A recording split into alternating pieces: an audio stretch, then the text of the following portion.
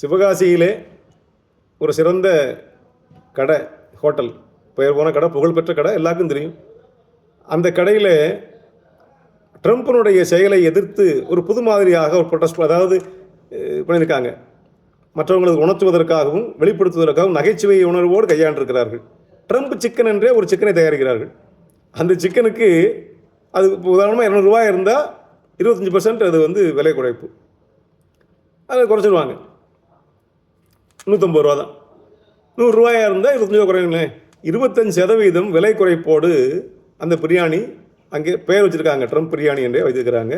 இது ஒரு வகையான விழிப்புணர்வு, மற்ற மக்களுக்கு அதை சொல்வதற்கான நகைச்சுவையான முறையாக இருக்கிறது. இந்த நிலைமையிலே ட்ரம்ப் அறிவித்திருக்கிறார், இந்தியாவோடு எங்களுக்கு இன்னும் நட்புறவு நன்றாகத்தான் இருக்கிறது. பாரத பிரதமர் நரேந்திர மோடி எனக்கு மிகச்சிறந்த நண்பர் என்று சொல்லியிருக்கிறார். ஏதோ ஒரு தவறு செய்தார், இப்போது உணர்ந்திருக்கிறார் என்றே வைத்துக்கொள்வோம். இந்தியாவுக்கு எதிரான காரியங்களில் ஈடுபடாமல் நட்புறவாக யாரும் எந்த நாட்டோடு நட்புறவாக போகிறது நல்லது தானே. தனி மனிதனுக்கும் சரி, நாட்டுக்கும் சரி, சுற்றி பகைக்கூடாது. அதனாலே தவறு செய்வார்கள், திருந்துவார்கள் என்று எதிர்பார்ப்போம்.